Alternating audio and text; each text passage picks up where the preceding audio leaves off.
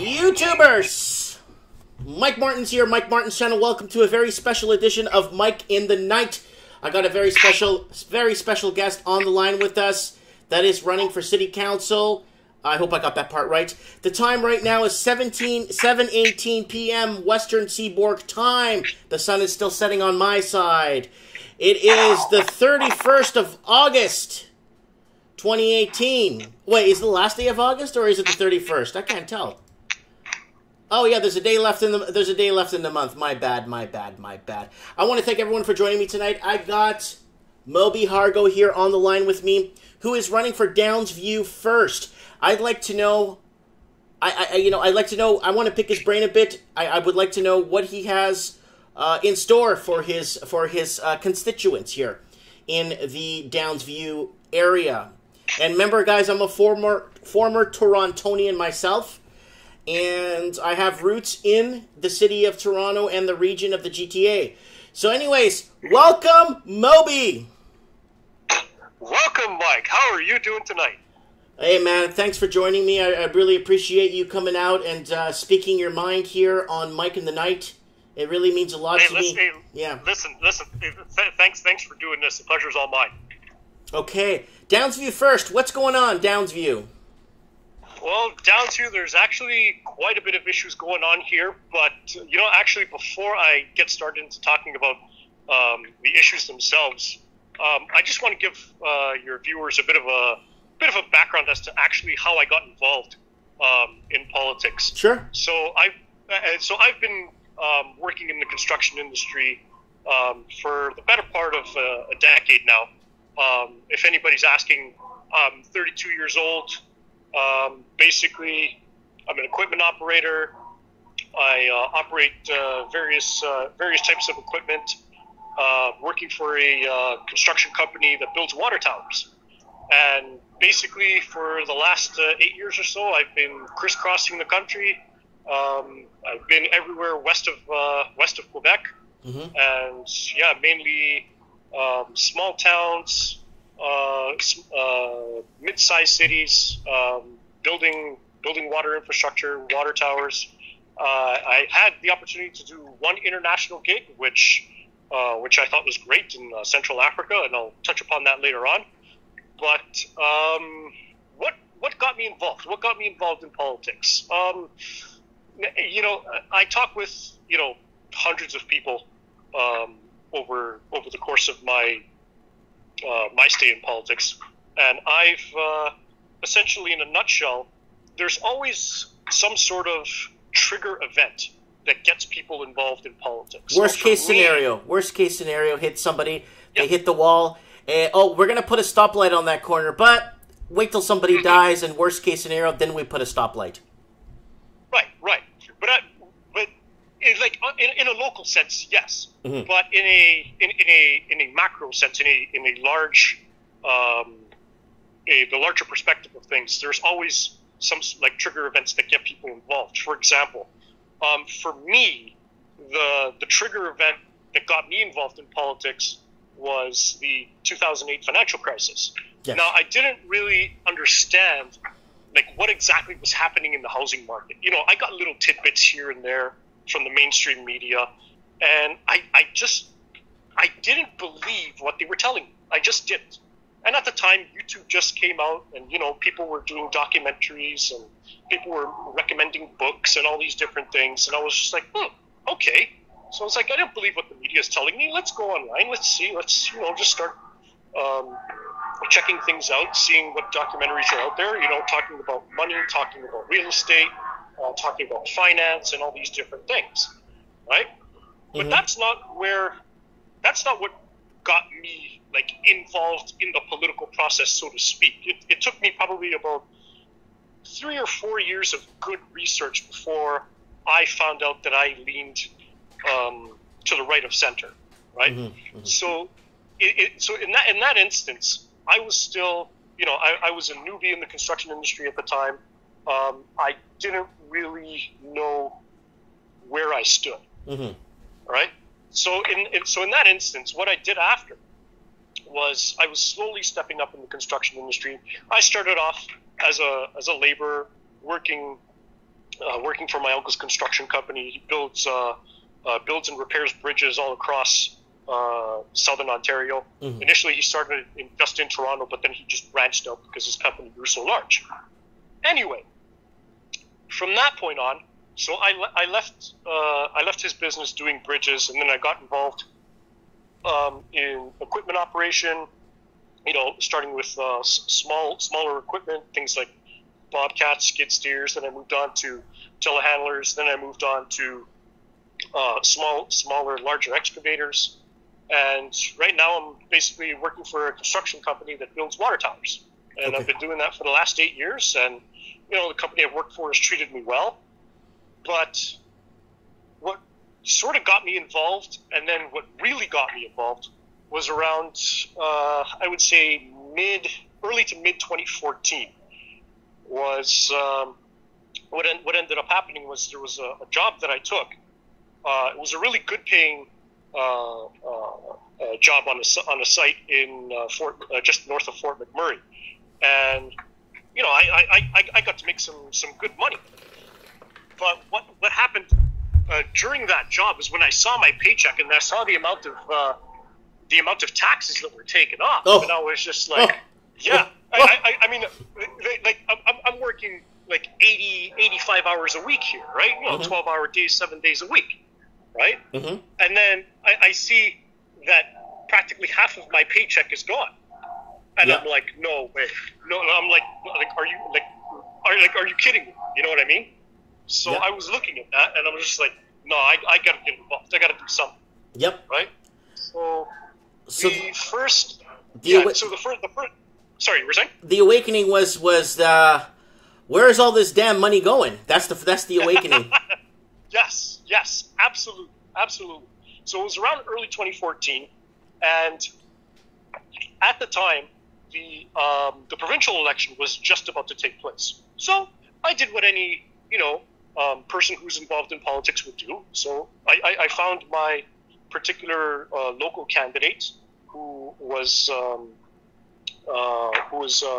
candidate for the PCs, and I did some a little bit of canvassing, a little bit of door knocking. Mm-hmm. I remember I voted early, and then I had to go leave for another job in Saskatchewan. So I did what I could over the course of, I think it was like 3 weeks or something, right? Only to hear that they lose to the Liberals in a majority, and I'm just like, wow, okay. Wow. Yeah, I know, right? But this was 4 years ago, and basically they ran the governing Liberals at the time ran a campaign of fear. Their campaign was based on fear, the fear of people losing their jobs, and that was good enough for them to I guess retain their majority. Wow. Now, fast forward a few months, I get involved in the mayoral race so I get involved in the municipal election for the city of Toronto. And at the time, there was 3 major candidates: Doug Ford, John Tory, and Olivia Chow. Okay. So you have Olivia Chow to the left of center, John Tory, who positioned himself in the middle or in the center, and then Doug Ford to the right of center. And now you can Google this while I'm talking, but what ended up happening was there was a split on the left, a split on the right, okay, just enough so that John Tory could win that mayoral election. And if you overlaid a map of the city of Toronto with the election results of that year, which was 2014, and then you overlaid a map of the income levels of the various neighborhoods within Toronto, you will see a very, very, very stark difference. So if you're looking at the election map, and then there was a what the heck was it? There was a report that was released by Professor Holchansky, I think, out of the University of Toronto, and he basically spoke about how in different parts of the city, based on the infrastructure and the services that currently exist, the income levels in the part of that city will be, you know, X amount. Like, say, for example, in the northwest end, right, Etobicoke, where Doug Ford is popular, which he currently retains his seat in the provincial legislature, there's a lot of poor neighborhoods, right? So what ended up happening in the 2014 cycle is that the poorer people, or the people who had lower income, voted in favor of Doug Ford, whereas in the same election, the people who voted for John Tory had a higher income and they had closer access to the subway system, or they lived downtown, right? Okay. And that was a very, very, very stark difference between Ford and Tory. I think Tory won by something like 60,000 votes. Now, if you're looking at the map of the wards, I have it open right now. What wards are we looking at? I got it right here. So we got ward. Okay, so, yeah. Okay, so you're looking at the map right now. There's 44 wards, right? That's so this correct. is the map that currently sets up city council. Yeah, now, there's a court case that's going on tomorrow. Yep. Which discusses what should happen between. Okay, so a law was passed by the provincial government. It's called Bill 5, and Bill 5 essentially states that the city of Toronto is going to have its city council size reduced from 47 wards to 25 wards, right? Mm-hmm. And if you're looking at this map right here, so the area that I'm running in is in York Centre, but if you're looking at the old map, it's wards 9 and 10. Yeah, there it is. Yeah, I see it there. Yeah. Yeah, absolutely. Yeah, so basically, so in a nutshell, Bill 5, the lines that they're going to, or the border, Yeah. the borders that they're going to use for the new wards, they match the provincial and federal boundaries. And the argument that the provincial government is going to make tomorrow in court is that they're going to, they're realigning the boundaries based on voter parity. Now, voter parity, for those viewers who are watching and listening, is the idea that one vote in one jurisdiction is equal to another vote in another jurisdiction. Mm. Now here was the problem with the 47 ward model. The 47 ward model had some wards where they were populations were as low as 29,000, and some. Hello? We lost connection. Let's try and get him back here. Let's try and get him back. You there? Are you there?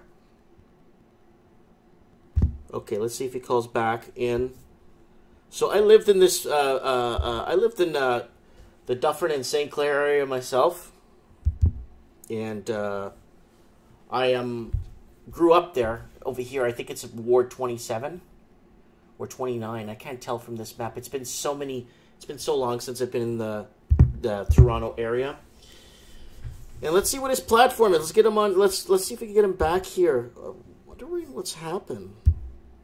I hope he didn't lose connection, because my Wi-Fi here is working. Yeah, my Wi-Fi is working. Come on, where are you? Let's see if it works. Let's try it again. Sorry about that, guys. Trying to get this to work. There it goes. Let's see if it connects. Yeah, he's offline right now, guys. Uber shooter happened in Florida today. Yeah, there was a shooting over at Yorkdale Mall today. I want to ask, Steve the plumber is thinking of leaving the GTA.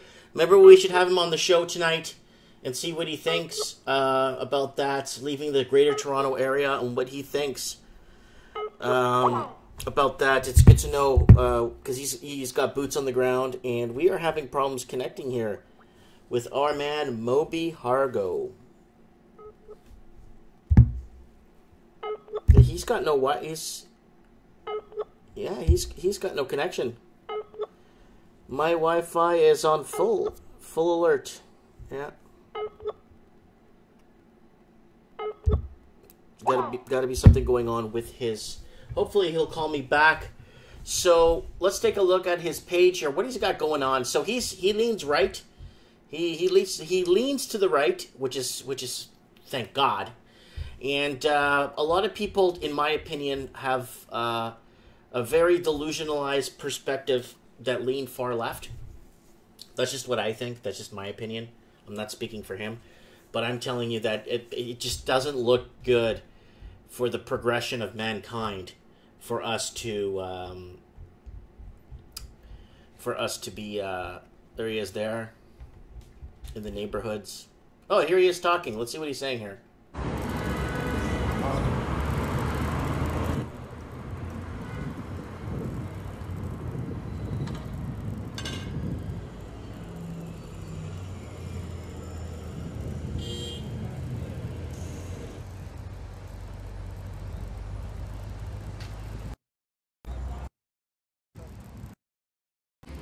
You know, we experience many issues every day in our community. Whether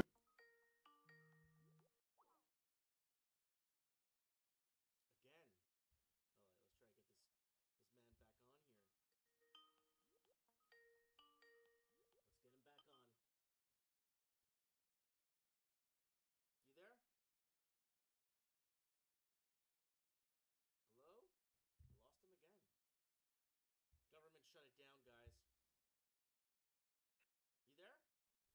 Yeah, perfect. Yeah, I was just putting. Hello? Yeah, you're cutting off pretty.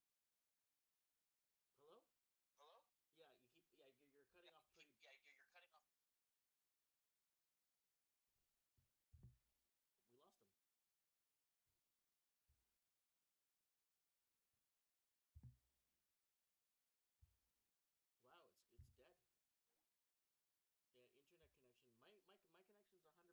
I'm just wondering if he's. Let's see if we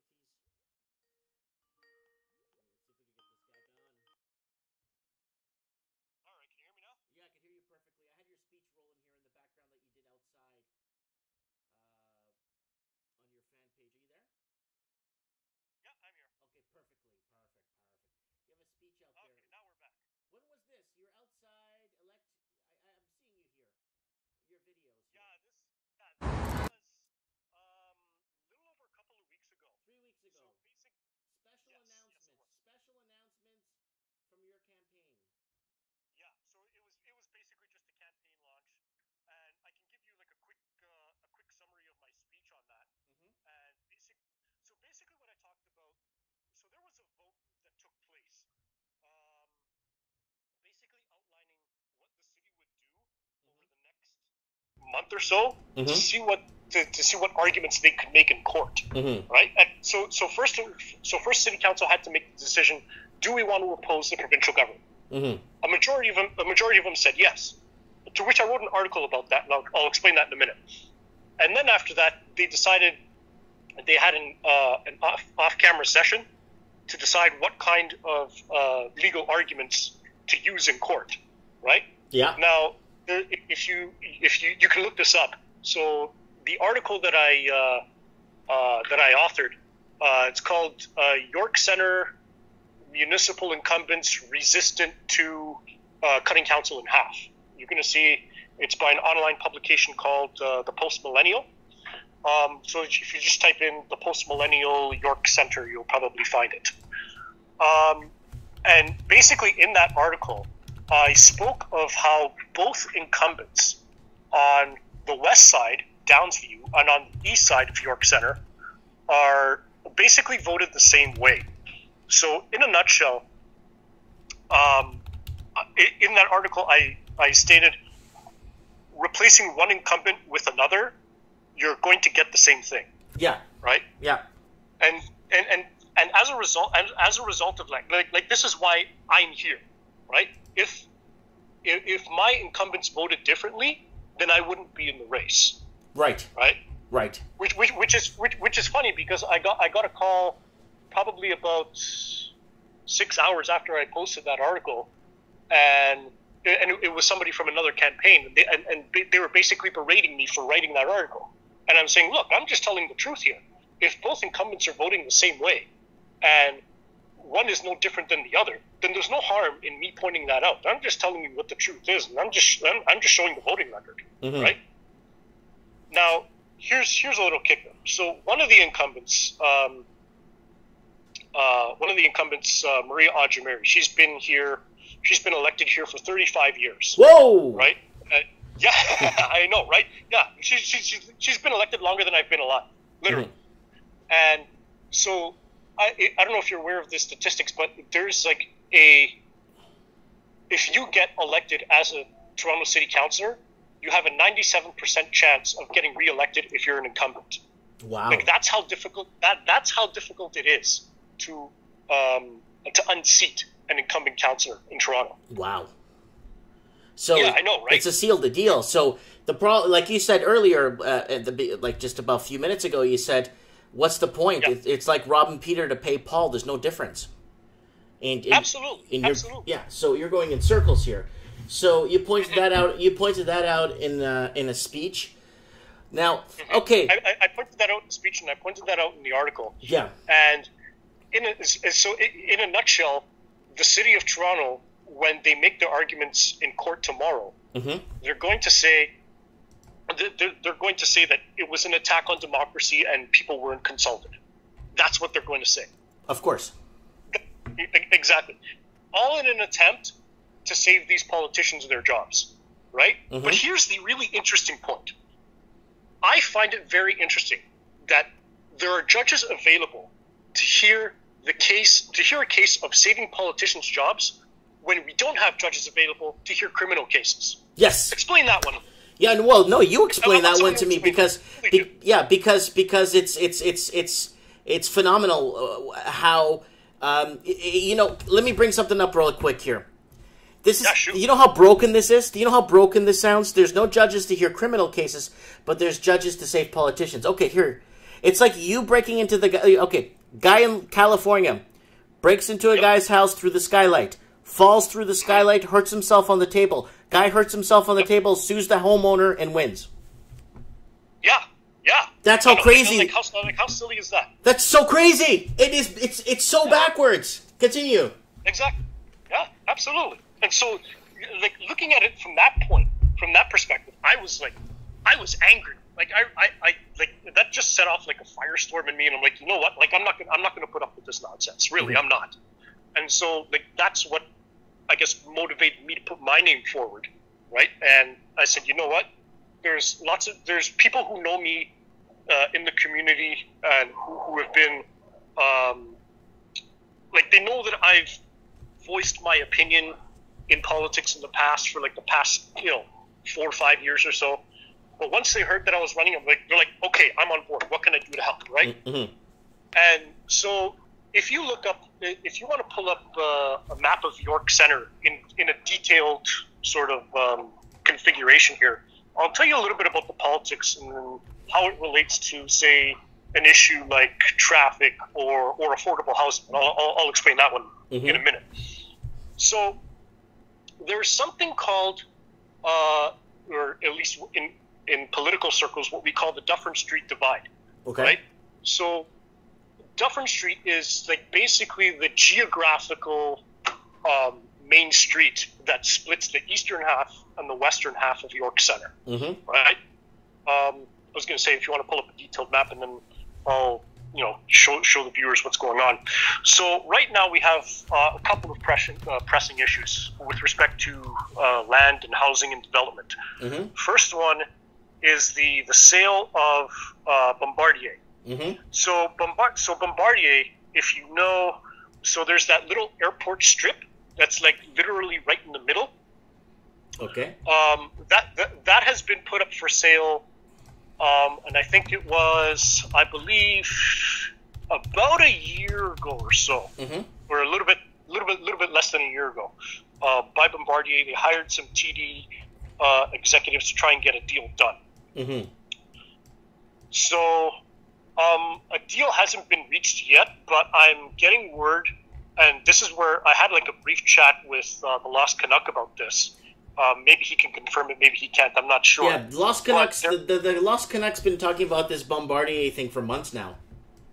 Yeah, apparently there is a pension plan that's interested in buying.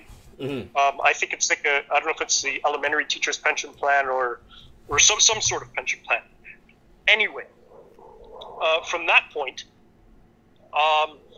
that's like I think it's like 550 or like 600 acres of land that's like that's ready, prime for development, Mm-hmm. right? And so you have that, and then you have Downsview Park itself, which is slightly to the northwest of there, right? There was a new development that came in here by Mattamy Homes about not even 5 years ago or so, and the residents here are frustrated because the work on the homes was shoddy, number one. Number two, a lot of the garages that were made, like the residents, their cars didn't even fit in the garages, so the city had to issue parking permits on the street. Oh, that sucks. For these residents. That It's sucks. ridiculous. Absolutely.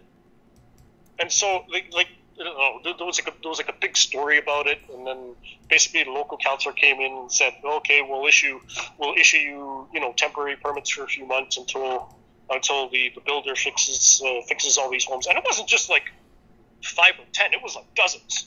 Mm-hmm. Yeah. Oh, that sucks huge. Oh yeah. Okay. So there's that, and then there's let's see what else.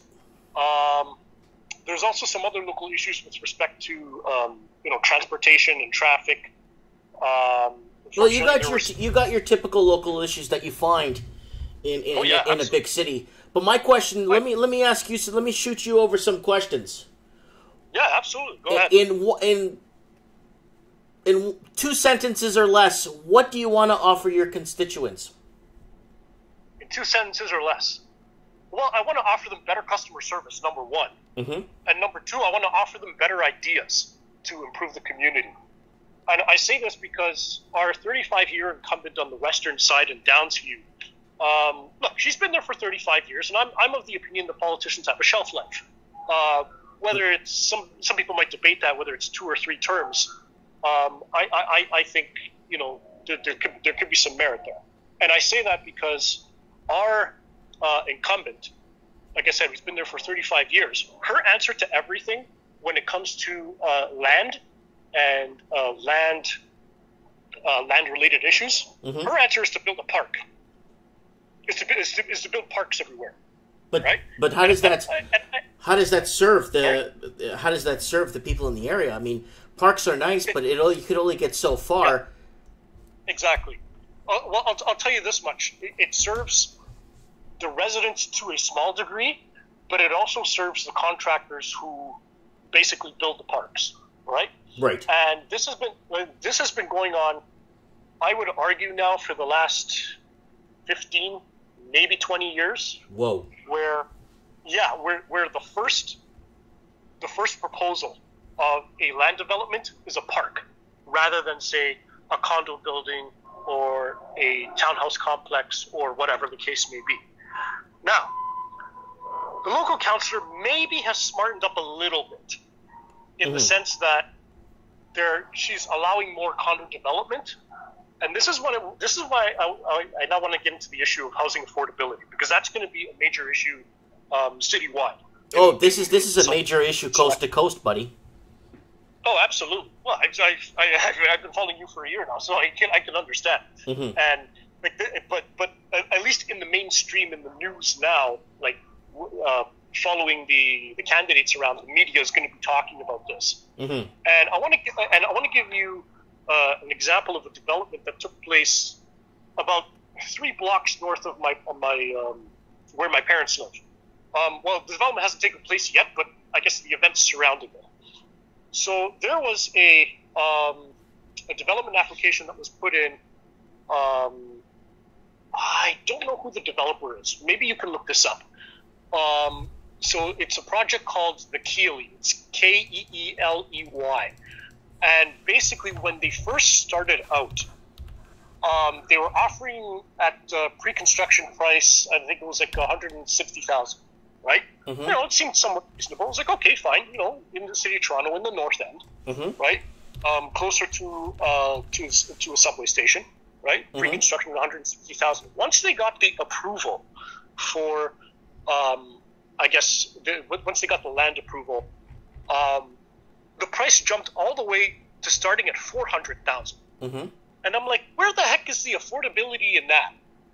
And what I'm starting to find out is that people who are buying into that site, once it was raised to 400,000, they're basically borrowing to buy it. Of course when they I are. say borrowing, when I say borrowing, I'm not talking about like your typical, put a money for a down payment and wait till the thing gets built. I'm talking about, they're borrowing, say from their mom and dad for the down payment. They're taking out lines of credit. They're basically taking out a HELOC on an existing house. To consume. Right? So, they're taking money out to consume because they have to eat. In a nutshell, yes. And I'm looking at that and I'm like, if that's the case for just that particular project, how much more of this is going on? You know what I mean? Mm-hmm. And I find that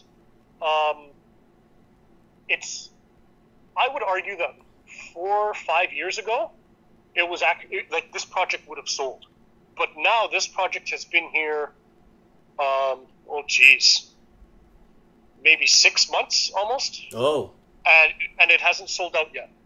Yeah, well, And people just don't have the scratch to do it. You know what's happening is people are over leveraged, and the market is deflating right now in Toronto, and interest rates are going to go up. Now, with interest rates going to go up, there's going to be a lot of talk on the streets. There's going to be a lot of negative vibes going around. There's going to be a lot of depression, and you're going to start seeing a lot of people asking questions, and they're going to start turning to their politicians for answers. For answers, absolutely. But what I find rather interesting, see the conversation now in political circles, at least on the municipal side of things, is because right now we've been dealing with the municipal land transfer tax. Right? Yes. And basically, so during the run up in the real estate prices, certain cities across Canada implemented a municipal land transfer tax, and they've been feeding off of that transfer tax for the last. I think we implemented ours in 2008, I believe, and we've been feeding off of that ever since. And I know when Rob Ford was mayor, he tried to tamper the spending a little bit, to which he did to the tune of I think it was like $1 billion. Oof. But when I say $1 billion, I mean $1 billion out of I think it was a $12 billion budget, something like that. Yeah. And then, but ever since his mayoralty has gone, like we've just been, ramping up and increasing the spending to now we have something like a $16 billion budget, and we're not even spending the money on things that make sense. Like I'll give you this one example. Mm-hmm. We're spending. They've pegged the cost of this project called the Rail Deck Park over by, it's closer to the lake shore.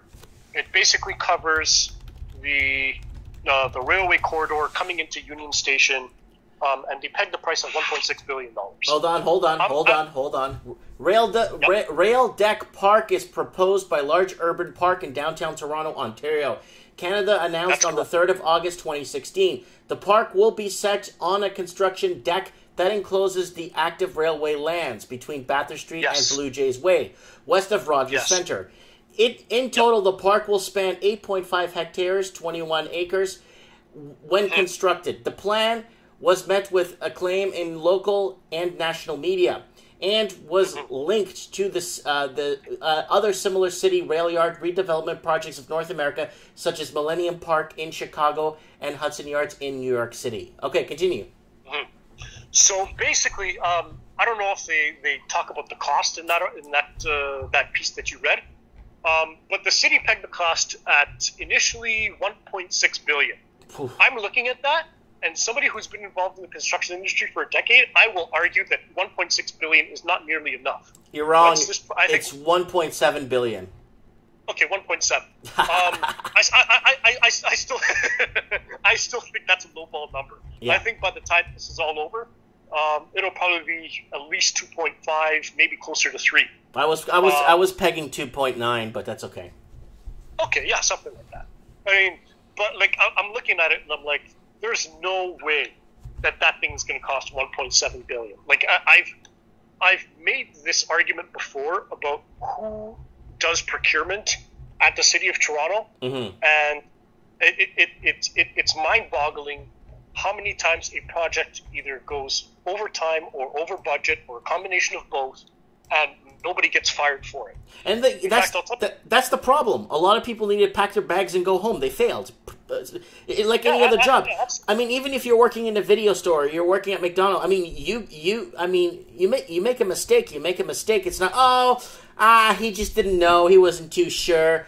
What? Yeah, but here you're talking about millions and dozens of millions of dollars. Exactly. That's a huge deal. That's taxpayers' money.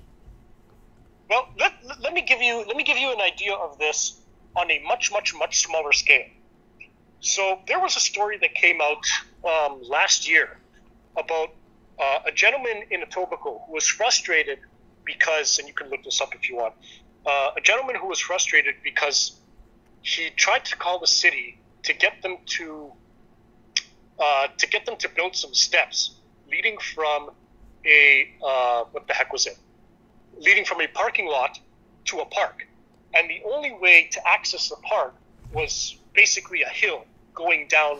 Yeah, it was basically a hill going down from the parking lot to the park. And he saw that people kept slipping and falling. Uh-huh. So what ended up happening is he called, I guess, I don't know if it was the local councillor or the city, one of this, or 311 Toronto or whatever. He called somebody at the city to tell him to have a look at this, and so he can get this problem fixed. They initially pegged the cost of building these steps at $65,000. What? Right?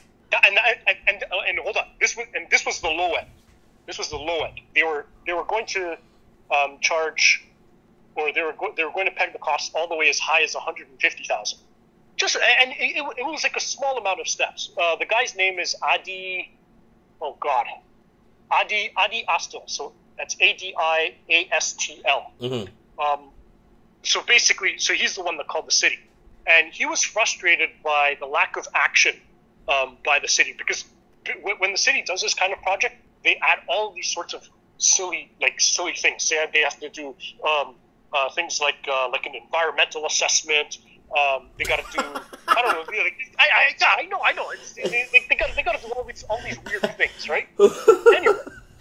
Anyway, I know it sounds stupid, right? But here we are. Mm-hmm. Anyway, what ends up happening is he's frustrated with the city. The city hasn't taken any action on this, and he's like, you know what? I'm going to do this myself. So he hires a homeless guy. He buys the materials himself. Now I'm going to ask you this question. Mm-hmm. And he builds the steps. I want you to guess how much he spent.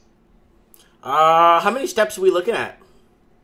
Maybe 8 or 9. Ooh, 8 or 9 steps. $480. That's a good guess. Actually, he spent $550. Oh, okay. I was close. Yeah. So he spent $550, and the city was initially going to charge, was initially going to spend $65,000 on the low end. 65 large for 9 steps? Yep. Dude, you could feed a small country in Africa for a week with that. Absolutely. Are you kidding? And so crazy. So this became like a really, really big story, and people were pissed off about it, right? To the point where the mayor comes the next day, and he has to do a press conference saying, "Oh, well, we understand that the city wasn't supposed to spend this much money, and blah blah blah blah blah, and we're going to get these steps built, and we're going to spend $10,000," which I found rather interesting, because the day that happened, the day that whole story broke, I did a video on it, and I suggested that the city is going to spend something like $10,000. I don't know if somebody was watching my video and then reported back to the mayor and said, "Hey, look, maybe we should spend $10,000." But whatever. Anyway, I got the stairs open. I got the stairs here. I got the steps. Okay, I was thinking poured concrete. So this is very inexpensive. Yeah, so I'm seeing it here. Hold on, let me play the video for our viewers. Hold on, let me play the video. We got a video here. It's like a minute long. Let's run it for a minute here. A story now about the little guy, a Toronto man who wanted stairs on a hill in his local park. The city said it could cost north of $100,000, so he built the stairs himself. CTV's Peter Ackman on the next step in his journey. 8 simple steps built with pressure-treated wood and a few screws. They don't look like much, but after years of people slipping and falling, the stairs are finally a safer way to get up and down this steep hill. Many people fall down on their asses. I don't know how many other guys break their hands and not here every day. But yeah, it's very dangerous. The slope used to look like this, just a few stones on a muddy path. Tired, injured, and fed up, Adi Astle asked the City of Toronto to build stairs. Their response? It would cost as much as $150,000. Escalators, I guess. You know, up and down escalators, right? One way is 65,000, both ways 150,000. Shocked at the waste, Astle decided to fund and build the stairs himself. In total, they cost only about $550. His neighbors are impressed by the frugal feat. I thought, wow, there's somebody who's actually doing something about it and not costing us a fortune. But almost immediately, the stairs were taped off and condemned by the city for being unsafe, angering the people in the neighborhood and even the local city councillor. Everything just seems like it's so way out of whack with reality. It's a problem. We need to fix it. The problem with the stairs is that they're not up to code. The tread height isn't quite right. There's no railing on this side, which makes it a liability. But even the pros admit they're not far off. Some very minor tweaking could probably solve the problem even with what he's already built. That's not going to happen. The city is going to tear them out. But Astle says he's been told new safer ones will soon go in. Well, yeah. But was this your plan all along to encourage them to get it done? Of course. So, okay, guys, you saw the video there, so I kind of wanted to throw that in there real quick so you guys could understand my man Mo Bihargo here and what he's talking about. Over-spenditures, that is disgusting. Well, what are they going to do? They're going to pay a surveyor $5,000 to do it, then they're going to give a contract to an environmental specialist that you know, I mean, do they give money to Al Gore too because of the global warming? Like, how does this... I don't know. With that kind of a price, maybe they do. You never know, right? Yeah. But you see the frustration of that individual, how he basically took the initiative on himself, right? To build these things. But like this sort of thing happens all the time. It's just not widely documented, right? And then when something like this actually does come up, oh, it's a big story, right? Yeah. And then the mayor's office gets involved and blah blah blah blah blah. And yeah, so it's like it's disgusting, and especially when it happens on larger municipal projects. Say, for example, late last year there was the opening of the Spadina subway extension, and in that particular case, there were contractors who worked, but they didn't get paid, and they basically had to settle with the city, with the TTC, and basically there was a big rush to get the subway open ahead of Christmas, to which they did, but there were a lot of contractors who either folded or basically lost their business because they couldn't continue operating without the contractors paying them. Wow. So yeah. So and like I said, these things happen all the time. You know what, Moby? There's a lot of people in the comments section asking about your background. You know what, guys? Okay. There's no more background. Well, no, I'm going to explain to you guys something. Well, when you say my background, are they talking about like my ethnic background or just like professional background? Ethnic. A lot of ethnic background people asking. Okay, so I'm born to a mixed family. My mother is Italian, and my dad is from Ghana, West Africa. He immigrated here in 1980. Yeah, that was a good time to come to Canada. That was the best time to come to Canada. So yeah, absolutely. Let me tell the listeners out there, you know, I don't lean left, right? And I don't think you do, Moby, right? You don't lean left either, right? I definitely not. No way. He definitely does not lean left. Now, let me tell you guys something, okay? Yeah, sure. I think, in my opinion, this is what I'm thinking, okay? I don't think there's going to be Asian, black, white, whatever you want to call creed color, whatever it is. I think it's going to be left and right, and that's it. I think what's happening, there's going to be leftists and there's going to be rightists. I don't care what background they're from. Because Moby leans to the right, I am on his side. I understand where he's coming from. I get it. Moby is not delusional, okay? He could bring up a good argument. He could talk and argue and bring up valid points that add to constructive criticism to help the current situation, right?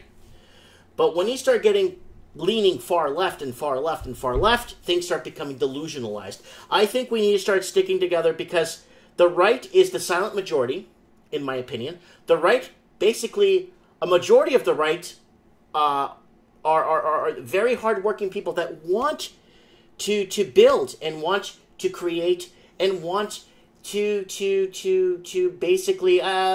Did you watch that left versus right thing I did? I don't think I did. No.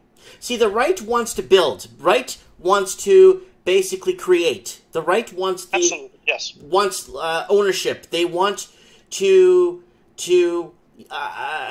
sell what they make. They want to be able to sell what they've created. So basically, Moby, let's say I make 1,000 Gucci wallets a day, and I make $10,000 at the end of the night. Well, the guy that leans to the left only makes one, but he still wants to make what I got because he thinks he deserves it.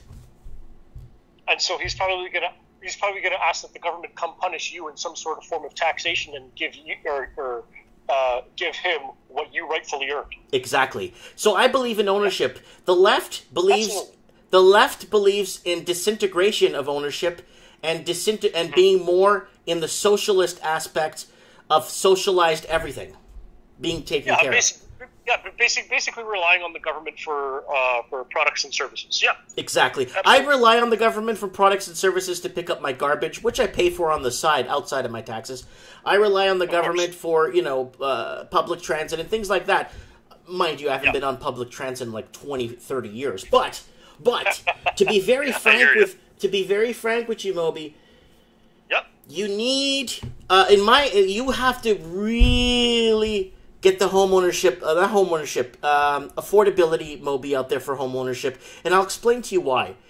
It's not people not wanting to work and put a down payment on their house. It's gotten to a point where people are working 2 jobs, and the other significant other is working 2 jobs, and they still have to save 30 years to put a down payment on the house to live the Canadian dream.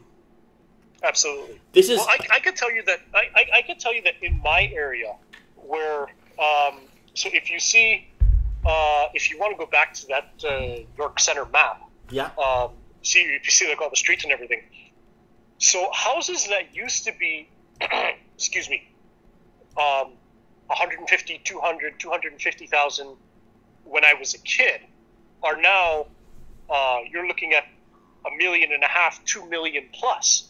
Well, right? Our wages haven't caught up to that. Our wages didn't catch up to it. They haven't. And okay, so there was a poll that came out. I think it was not yesterday, but maybe the day before yesterday, and it basically spoke about the basically it spoke about affordability in Toronto, and the gist of the poll was to gauge participants' reaction to see what they would want to see done in as a result of this quote unquote affordability crisis. Mm-hmm. And I know, and obviously the crisis is real, but the solutions that were being proposed I would argue maybe only one of them would actually have an effect on price. Which one? So, okay, if you want to pull up this poll, I think it was by Angus Reid or by Forum. I'm not sure. So basically, if you type in housing affordability poll Toronto, something like that. Oh, I saw this one. Yes, and so basically, they had a list of options in terms of what actions the cities would take. One of the actions was implement a 0.2% tax increase on home values over, I forget the number. I don't know if it was 1.5 or 2 million or something like that. Okay. Right? Now, to put that into perspective, there are, if you look at the demographics in Downsview, there are a lot of older Italian seniors. Yes. Who basically they grew up here, they immigrated here in the 50s, and they laid down their roots, they bought a house, they raised their family, right? And now they're they live in these homes, right? They can't afford the tax increases that the city is proposing. Mm-hmm. And as a result of this, they're the ones who are basically relying on pensions, HELOCs to survive. Oh yeah, they're consuming off the equity of their house. Yes, absolutely. And in the very rare instance, and this does happen, where the seniors unfortunately they die off, but then the children are lucky enough, beneficial enough to actually inherit the house, so that they don't have the same housing expense as those who are buying homes for the first time. Yeah. Right. Like my neighbor's in that situation. His grandfather unfortunately passed away. I think it was probably almost a decade now, and he basically inherited the house. And he's living all right. He has a half decent job as a pipe fitter, and and he's doing okay. He's able to raise his family, right? But that only works if you have good family roots, and there's not really that much debt in the house, and and you have a good family foundation. Yeah. That's like the perfect scenario, right? But not everybody in the city of Toronto lives in the perfect scenario such as that, right? I mean, you have people who are single parents, you have people who are renting, you have people who unfortunately they can barely pay the rent, and they're not going to be able to afford a house in any given scenario. I want to shoot you a really hard question to the upper left shoulder. Go for it. What do you want to tell your constituents that are thinking of leaving the GTA and moving to, let's say, Prince Edward Island, Nova Scotia, and Quebec? Because they're right now in Prince Edward Island, 1 out of 25 homes are for people. 1 in 25 homes that are being sold there are from former Torontonians that are relocating. Same thing, 1 in 11 in Montreal, and then 1 in 22 in Nova Scotia. What do you want to tell your constituents right now that are thinking of fleeing the GTA because of housing prices? You know what? Okay, I'll be straight up with you.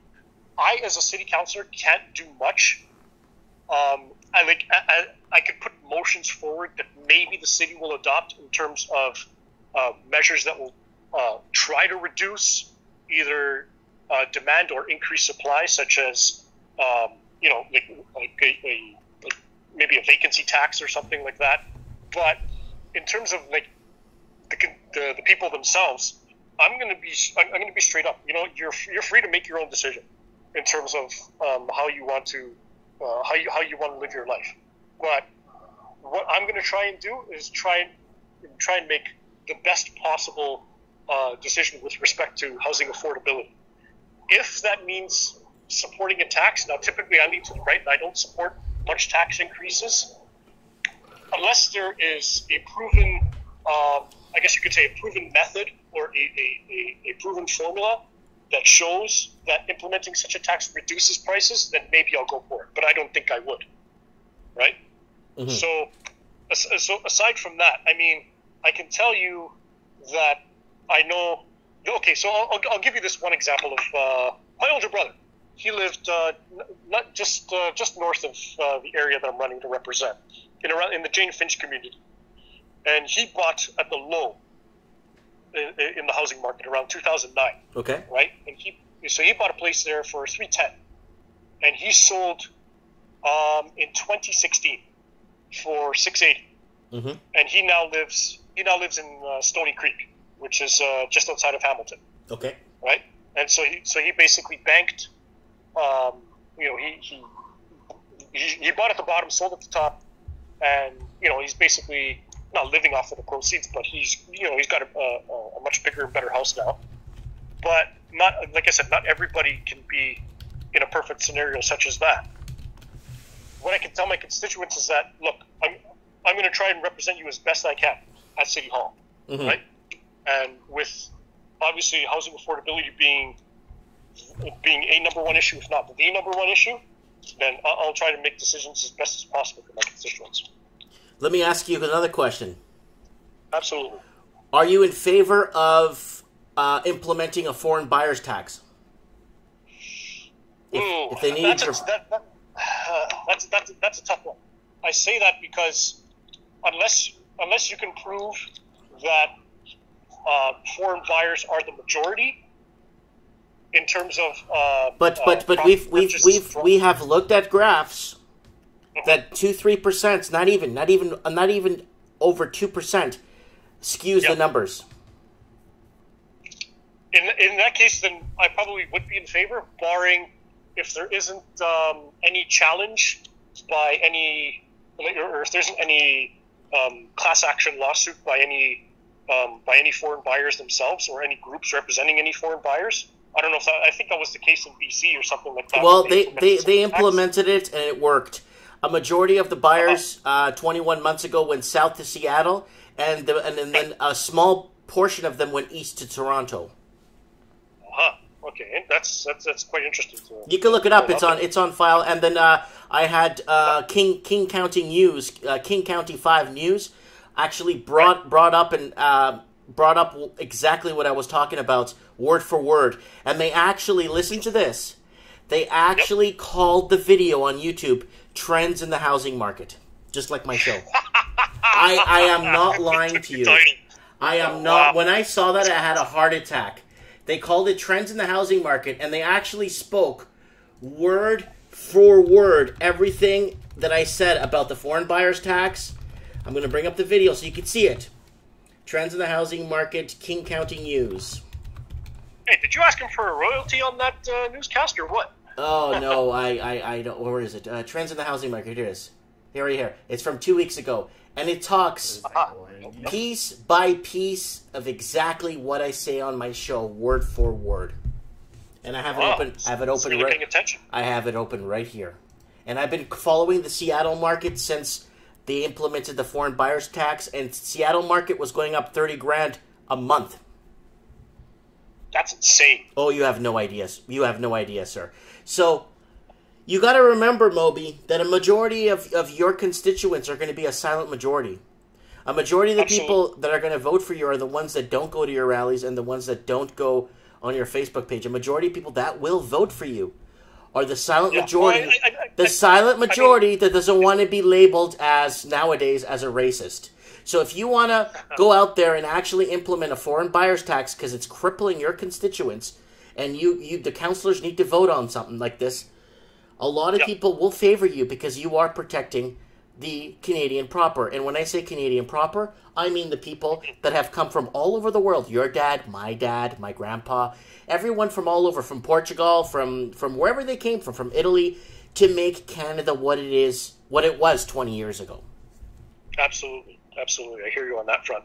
And what I find interesting, at least in this particular election cycle, is that like I stated at the beginning, you know how you have basically two incumbents running against each other. Mm-hmm. I know I did speak. I spoke of the one incumbent who was elected for 35 years. Now, this other incumbent on the eastern side has been elected for 8 years. East of Dufferin Street. Yes. Yeah. Now, okay, so I spoke briefly about this thing called the Dufferin Street Divide between the east and the west side. Yes. Now, if you're looking at demographics, so the eastern side is basically, if you want to look at ethnic backgrounds, it's Jews, Russians, and Filipinos. That's correct. Right? Where it's the higher income, it's higher income, more affluent on the eastern side, whereas on the western side, it's more of like the working poor. You have the Italians, Spanish. There's a growing Turkish and Vietnamese population. Okay.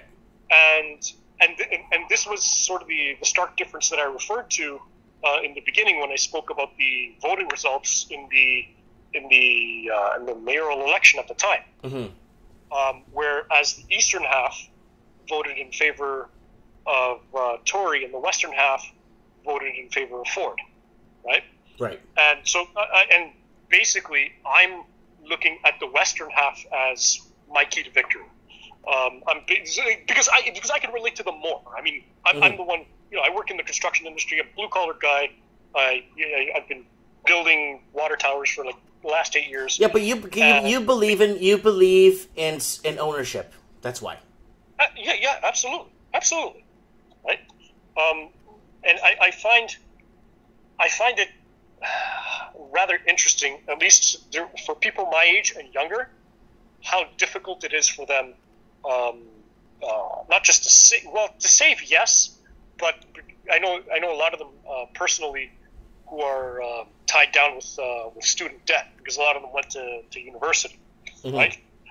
And I just had a discussion with a friend of mine who I hadn't seen in a year, and she was basically telling me, because she's trying to be a teacher right now. She's a supply teacher, but she's got student debt from I think like 5 or 6 years ago or whatever it was. That's a cloud. That's a cloud. Oh yeah, and it's basically it's hampering your ability to save money for a down payment. And anytime an unexpected expense comes out, it's like, oh well, there's a few hundred or a few $1,000 or whatever that goes up, right? And that's money that's lost to a potential down payment later on in the future. That's correct. Yeah. So here's another thing I'm finding really interesting. I don't know if you're seeing this in your neck of the woods. So you see those check cashing places like God, yes, those places are they're stains. There shouldn't be. There should be a lot of them should be labeled as money laundering. Not money laundering. Sorry, mafia rates. Well, let me put it this way. I don't know if you like this. This happened, I guess, maybe starting 7 or 8 months ago. Have you noticed that they're offering now lines of credit anywhere between, at least from the area that I've seen, anywhere between 10 and 25,000? And I'm looking at some of their signs, and I see the little asterisk on the side, and I look at the star, and I'm like, oh, on approved credit, starting at rates of 29.99%. That's like, 30 points. Are you freaking kidding me? That's 30 points. On $10,000, you're paying. Holy crap! On $1,000, you're paying $300. You're paying $300 a year. Yeah, absolutely. And I'm like, what? And $10,000, you're paying $3,000 a year in finance charges. Yeah, that's ridiculous. It's crazy. I would never, ever go for something like that. You know what? And you never know. Some people who will bite. There's some people that really need it, and they're in these positions right now. I really, really, really feel for a lot of people that want to live the Canadian dream, but fell into the debt trap. Yeah, absolutely. A lot of people fell into the debt trap. I refused to be in the debt trap. I refused to accumulate debt, and I just said, you know what? I need to buy a house. If I buy a house, it's got to be free and clear. Absolutely. I need disposable income to survive. Because let's say I can't open my shop, or for something happens or whatever, and at least I know I don't have to work. Like I just have to make up my $1,800 a year for my property tax, and then that's you know what I'm saying. It's like you have your rainy day fund, right? Yeah, exactly. Yeah. So let me ask you some hard hitting and questions here. Go for it. Do you propose a vacant home tax like Vancouver did? They've already raised money. And I think New Zealand is doing a vacant home tax too. Vacant homes, there is... How do you feel? Let me ask you this first question. How do you feel about 98,000 empty units in the Toronto area? You know what? I'm not surprised by that. I can understand not necessarily why there's 98,000, but let's put it this way.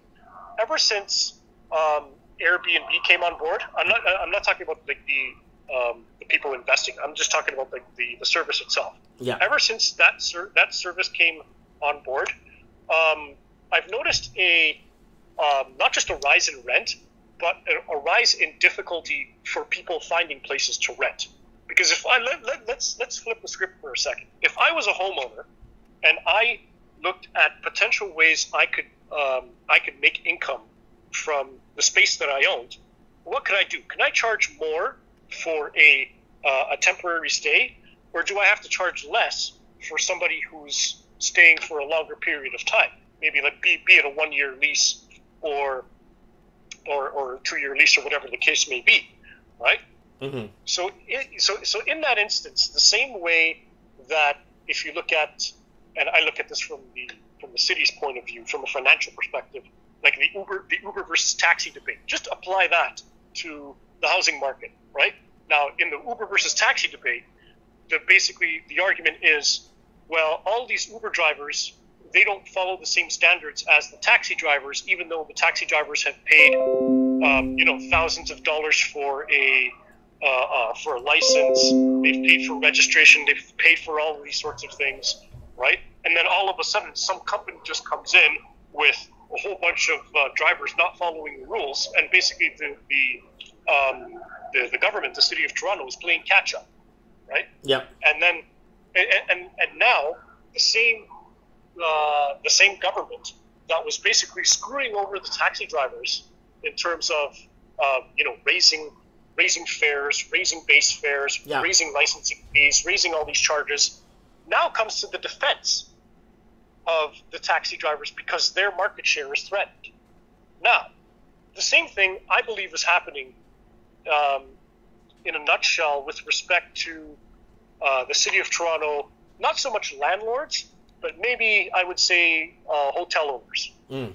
Now, hotel owners, because their market share is threatened by homeowners, mm-hmm. right? Because now basically homeowners are entering the, basically entering the hotel market by offering Airbnb. Airbnbs. Yes, yeah. Exactly. So now they're basically using the city of Toronto as a vehicle to not necessarily shut these people down, but to try and limit their activity in the market. I mean, like just I think it was maybe 4 months ago or so, they were debating this at city council, and they were talking about how they were basically talking about this topic: how do you limit homeowners from renting space to average individuals, right? On short-term rentals. Because vacancy rates go down across the board, right? Oh yeah, they do. But how do you have vacancy rates go down when you have 98,000 vacant homes, right? Yeah. Exactly. So basically you have to force the issue. Yeah. With the tax. I think you have to force. I think you're for a vacant home tax. Absolutely. If it makes housing more affordable for residents in the city, so be it. Okay. I got Red Pill Crypto Shark here in the comments. He's saying there are around 33,000 ghost homes in Auckland, New Zealand, and the population is only 1.57 million. So the question is, who's buying those homes? It's fueled by foreign investment in New Zealand. Huge. Yep. It's huge. Yep, so absolutely. New Zealand passed a law. In December of last year, the new government that was put into place, but basically voted in on the housing affordability platform. Okay. And the new housing minister in New Zealand is Phil Tyford, and he is coming up with these things. And now their administration came up basically we're going to ban foreign buyers, and they've already put it into law, and it's in place. And let me ask you. Let me ask you this: What did that gentleman do before that? Like, was he in the private sector or was he? Phil Tyford? Yes. I think he was a minister of something else. Like, okay. Yeah. I'm not too sure, but he's the housing minister now, appointed by the newly elected Prime Minister of New Zealand. So okay. He's and this is basically not all across Australia, but I mean New Zealand. Oh, New Zealand. I'm sorry. Yeah. Okay. Yeah. So it's okay. Okay, around the entirety of New Zealand. Okay, I can see that. All right. I say that because the mayoral race, as it's being framed right now, is basically between John Tory, the incumbent, and then we have a lady by the name of Jennifer Keesmaat, who was the chief planner for the city before she decided to jump in, I guess, earlier this year. And what about Goldie? But okay, like I was saying, the way it's being framed right now is John Tory and Jennifer Keesmaat. Now, Faith Goldie, right now, she's, in terms of coverage in the media, she's on the outskirts. She's a media blackout. Exactly. And what I think is going to happen, don't quote me on this, but it just may happen, that as she gets more intense in her campaign, and as the campaign draws closer to a close in this election cycle, she'll get more media attention. Will that be enough to put her over the top? That remains to be seen. But I think her campaign is more grassroots. MAWUBI. MAWUBI. Yeah. Remember, silent majority. Yep. A lot of people don't want to look like a racist if they vote for her, because if you go to her, if you go to a Wikipedia page, of her, it is an absolute disaster, and it's all lies. Oh, yeah. And I'm trying to get her. I'm trying to get her on my show to actually ask her. We could break down the Wikipedia, article about her, and I could get her to defend herself on it. It is neo-Nazi this, far-right this, neo-Nazi that, and it's back and forth that, left and right. And her article is locked down. So the problem is, I find that rather interesting that it would be locked down. Yeah. Like, unless, like, that's if it's true that if any of those things aren't true, and the article's locked down, like that's potentially that's libel. Right? Yep. If everything in there isn't true, right? Yeah, I'll put it here. Faith Goldie. Just so you see what's happening here, so people can understand. We're going to run over to Wikipedia here, Wikipedia. And here she is there. And then it says, Faith Julia Goldie is a Canadian politician, commentator, and controversial reporter. So somebody talking about somebody crossing the border illegal is considered controversial. And wait a minute, that's the first thing that comes up too, isn't it? Yes. Goldie's views have been described as far-right, white nationalist, and neo-Nazi. Interesting. And it's there's a lock on the top right. So I tried to go in and edit it, but they wouldn't let me. I was gonna just remove all that. Wow. Yeah, I got banned from Wikipedia because I used to volunteer for a census you counted. Okay. And we came back with 308 million Portuguese-speaking people in the world. Okay. And I actually sent them my credentials, and because I call offices in Honduras and Brazil and Argentina, Mexico, right? You know what I'm saying? Yep. So biggest languages. Watch this. Let's see what Wikipedia says. Let's see what it is. So they've banned me from. Oh, this is Babel. I don't know what this is. 10 biggest languages in the world. Okay, here we go. So it's 308 million we got back from our census report. And they still have it at 205 million on Wikipedia. That's a big difference. So I don't know why they wouldn't change that. But... Well, the Brazil census came back at 208 million alone. Just Brazil came back Portuguese at 208 million. It's the biggest language in South America. Yeah. So, but it's, you know why? Because they want to put Hindi and Arabic ahead of it. Yeah. Yeah. If that doesn't smell like interference, I don't know what that is. But yeah. So I'm telling you as a friend, I'm just telling you straight up. I was banned. My IP was banned from editing that because I tried telling them, look, there's 308 million people that speak Portuguese. I swear to you, there is. But but that's not going to work because it's all political, and Hindi and Arabic we need to have more less European influence in the top there.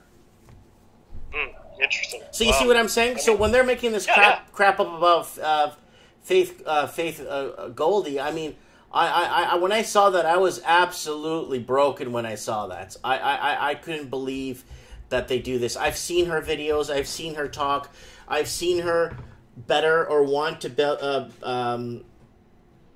better the you know what I'm saying? Somebody's asking me, LOL, how many people live in India? Nope. It's different. India has, I think it's 52 languages in it from last time I checked, or 51.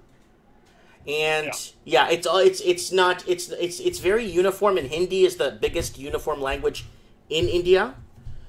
But there's still other districts and regions in India that still, like if you go to Goa, they still speak Portuguese. But anyways, we're going off topic. So Faith Goldie, so how do you feel about her running? Like, do you think do you support her? I want to say yes, and I've known her personally. I met her initially 3 years ago. I got an invite to a radio station. We were basically just doing we were doing a small little round table, and I got invited, just to be an observer. And I basically enjoyed the show. It was just after the federal election, and we had a little sit down. We had a little chit chat, and that was the last time I saw her face to face. And we've talked over the phone quite a bit. I do like her messaging, although, what I think is going to happen like I was saying earlier, as the election gets closer and closer, her campaign likely will intensify in terms of, obviously the important issues being housing affordability, transit, and another one which we haven't discussed yet is crime. Crime it's unfortunate that this is happening. Hold on. I'm going to stop you right now. And we're going to talk about Yorkdale Mall. What the hell is going on? All right, I'll tell you. So I wasn't in the area, but I was passing by the area when that happened. So basically, in a nutshell, I'll give you the story of itself, and then I'll tell you what led to not what led to that, but what led to the rise in crime over the course of the last year or so. So basically, the story goes that there was an altercation between two groups of individuals. I think 3 men on either side, and they got into an argument. Argument spilled over. Somebody basically brandished a handgun, fired a couple rounds, and then they left. Okay, that's the question right there. How the hell did he get a gun? We're not in Texas. You know what? I don't know, because I can tell you that a legal gun owner wouldn't do what he did, right? Right. So he basically probably either borrowed it off someone, bought it off a gangster, bought it off some trafficker, who knows, right? But I can tell you from not personal experience, but from friends of mine who have gun licenses, that they wouldn't. First of all, let's put it this way: the second I could probably tell you with 100% certainty that the guy who fired that gun is not licensed. So rule number 1: the second he walked out of the house with that gun, he's already breaking the law, right? Yeah. Even if he's in possession of that firearm without a license, he's already breaking the law. So let's put it this way: he's breaking the law when he possesses the gun without a license. He's breaking the law when he leaves the house with the gun and no license. He's breaking the law when he goes when he transports it with him to wherever he's going without a license and without authorization, right? So that's 4 charges right there. When he goes into a public place, he's breaking the law without a gun, without a license and without authorization. He takes it out, he points it, he shoots it. That's three different charges right there. So in total, and then there's also the fleeing part as well. So you're looking at, I would say, 8 or 9 different charges with respect to just that particular action alone. Now, think of this. Mm-hmm. If that's his first offense, he'll probably get out on bail or something. If it's maybe second or third offense or whatever, he might get, I don't know, like $5,000 or $10,000 bail or something like that, and he'll have to make a court appearance. Once the police find him, will they remain him in custody? I don't know. That remains to be seen. But that's, speaking into hypotheticals at this point, because obviously the investigation is ongoing and the police are looking for the suspects. Now, with that in mind, let's talk about the actual the crime aspect and what has led to this sort of behavior that you're seeing, not just in the city, but because we're looking at a big body count, buddy. Because I was looking at this and the body counts, it's passing like Chicago and New York. Remember, I don't know if you remember that article I read on my channel, but I think it was about the what the heck was it? Tip of my tongue here.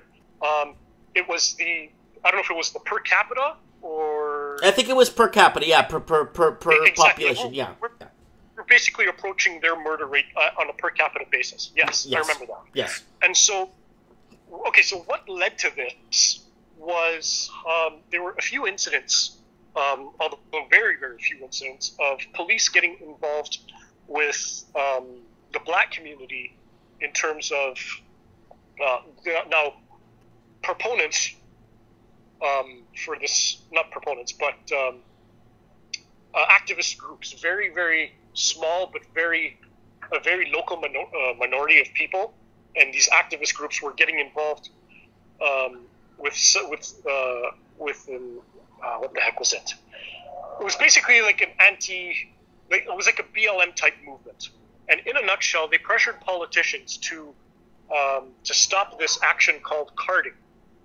Basically, carding, in conjunction with the Toronto police, the Toronto police had something called called TAVIS, the Toronto Anti-Violence Intervention Strategy, which essentially talks about how the police could stop crimes from happening before they started. And one of those things was called carding. And carding essentially says if you see somebody with a description that fits a certain profile of, I don't know, some murder or some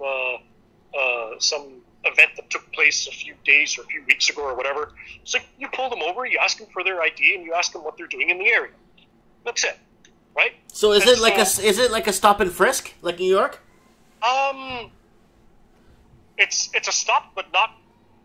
It's basically a stop and frisk without the frisk part. That's essentially what it was. Okay. Right. So it's basically, you get pulled over, you get stopped, they ask for your ID, they ask for what you're doing, blah blah blah blah blah, and then they let you go. But it's also documented. Mm-hmm. And I'm like, okay, whatever, fine, right? Like I don't have anything to hide. I'm not really doing anything illegal, so I'm like, sure, whatever, okay. And so these activist groups essentially pressured the government to stop this action by the Toronto police. And we're like, okay, fine. Well, I was actually one of the first ones who was very vocal about this. And I said, look, if you stop this action, you're going to see a rise in shootings and in violent crime. And this was back in, I think it was like mid-2017.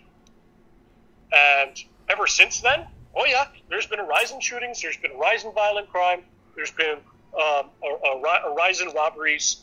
And so just last night, there were 17 robberies in the span of, I think, 6 hours or so, and they were basically targeting convenience stores all across. Was it coordinated? Was it coordinated?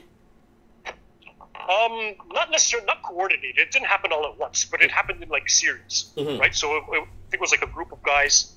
They were basically targeting convenience stores and gas stations in and around Western Toronto, Mississauga, Brampton, Halton region, and and then today this stupid thing at Yorkdale happens, and I'm like, people are rightfully pissed off. Like it's ridiculous, right? And I find this very, very interesting, because I remember seeing a tweet from my federal MP, and he's like, "Oh well, I'm very saddened about the events that happened at Yorkdale, and I hope everybody's safe." And then he goes, "This means we have to, we have to take action." And then he says something to the point of, I'll be discussing, this with my with my colleagues to see what we can do. And then I tweeted him back and I said, "You know what? If your call to action is a gun ban, I'm going to make sure that you're not going to be reelected in 2019, because clearly a handgun ban isn't going to solve this problem." No, it's the people that cause the problems, not the guns. Absolutely. It's not. Look, and I love this quote by who's this guy? Tony Bernardo. He's the director, I think, or not the founder of what was now the National Firearms Association. And basically said that murder is in the hearts of men, not the tools they use. That's right? correct. That's and correct. Basically, and basically, look, a firearm is just a tool, right? It could be used for anything. It could be used for hunting. Dude, you can kill someone with a drill, a wrench. You can kill someone with a computer screen if you're good. You know what I'm saying? Absolutely. Like if the intent is there, then it doesn't matter what you have, right? Yeah, we're gonna have to have a gun show. I'm gonna have to have a gun show with you maybe one night with another show. We can talk about guns, and then I can have a I can have a panel with a guy from Texas that collects guns and a couple other people I know that have guns, and then discussing. Oh, yeah. And by all means, I'm no expert at all. I mean, like, I just understand basic property rights, right? So I'm not gonna say that I have like a favorite firearm or whatever, but I've only shot like maybe 3 or 4 times in my life, but I enjoyed it. Okay, I got some comments we got to roll in here. One Man's Way saying, when all of Canada is gun-free zone, it makes crime pretty easy. And then that's true, absolutely. Toby Cooper is saying, I am from Nova Scotia, but I live in Alberta, and I am worried about everything getting like it is in your areas. As far as rents and mortgages, property ownership going through the roof. Absolutely. Then Rainier Mola says, one man's way, not really. Toronto's situation is not the same as the other 5,160 cities. And then someone else said, good news, Melbourne houses are down 5 to 10% from the start of 2018. That's good news for people waiting on the sidelines. And then E-Bank U says, guns or no guns, crime is easy to do anywhere. It's a matter of morals. When society as a whole doesn't give a SHI about each other, there isn't much to stop people from snapping. Absolutely. And some people don't. And here's the really interesting part. Some people don't even see the difference between right or wrong. For example, I remember there was an instance where, I think it was last year. Mm-hmm. There wasn't a shooting. I think it was like a stabbing or something. Yes, there was a stabbing recently, a couple of days ago, right? A 15-year-old and an 18-year-old? Correct me if I haven't really been, I guess, following that particular line of the news, but I was actually referring to another incident that was local to my area. Okay. This is like 6 months ago or so. But a lot of people were taking the side of the perpetrator, and I'm like, wait a second here. And I'm like, the guy maybe is poor or something. No. You see, Moby. What happens is you're in California. You're breaking into someone's house through the skylight. You fall through the skylight and you hit the table. You sue the homeowner for hurting yourself on his table, and you win. Yeah, and you win, right? I mean, what kind of message does that send? Like, especially to like young people, right? It's like, oh, I can do something that's against the law, but if something happens where I'm in a particular situation and I can put the blame on my potential victim, then I can come out as the victor. And it's like, what? Are you kidding me? It's yeah.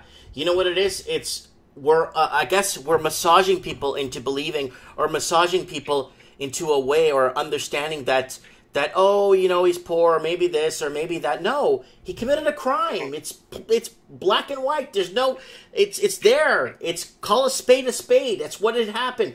There's no oh, you know what I'm saying? Yep, absolutely.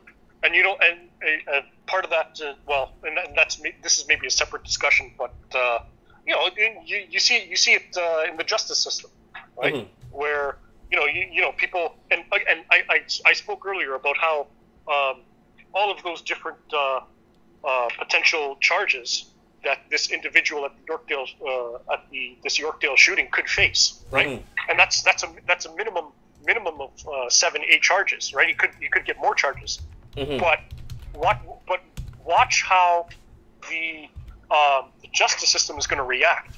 I mean, the guy probably won't even get a year in prison. Okay, when this is all over.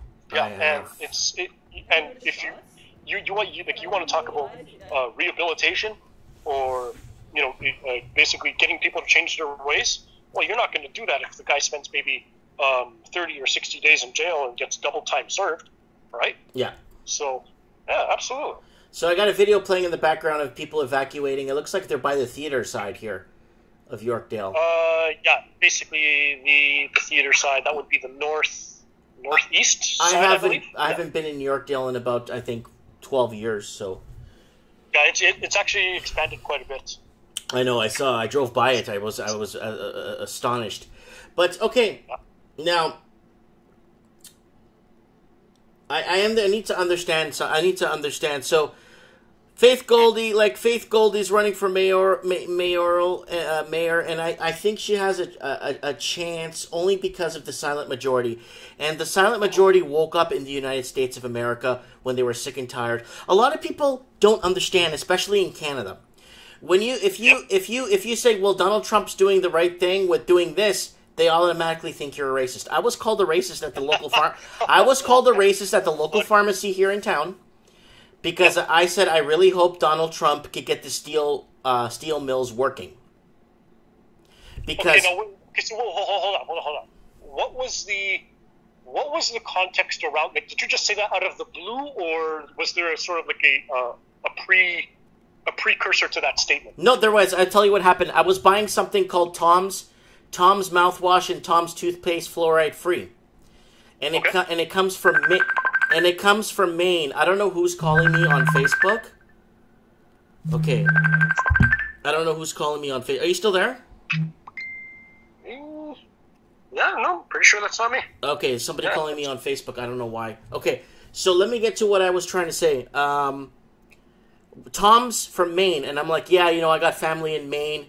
And they're having a really tough time, and finally they scrapped that Obamacare because a lot of people don't understand Obamacare. They think it's like what we have in Canada, but it's not. If you decide not to get Obamacare, you have to pay a $5,000 a year fine. Yeah, that's ridiculous. Yeah, and if you do get Obamacare, it's going to cost you anywhere from $600 to $1,200 a month. Yeah, it's basically the government forcing you to buy a product. That's essentially what it is. I have some friends and family that personally had to pay the $5,000 a year fee. Because they didn't want to, right? Right. Yeah. Well, they don't want to pay $800 to $1,000 a month for Obamacare. So these people don't understand that here. They don't get it. And then the lady, because what they're told in the media, right? Mm-hmm. And the media, it's very, very, very, very slanted, mm-hmm. And I think they're a part of the problem with respect to the growing polarization mm-hmm. in our political discourse, so to speak, right? Mm-hmm. And I wish they were more honest, but look, this is why people like you and I are here, mm-hmm. right? Talking outside of the mainstream media, because obviously we don't believe everything the media says. But go on. So that's what happened. So I said, Maine. I got family in Maine, and it's been a nightmare for them. And then I said to her, I'm really happy. I got a couple of cousins there in Pittsburgh, Philadelphia. Sorry, yes, Pittsburgh, oh God, Pennsylvania. Sorry, I'm out of it right now.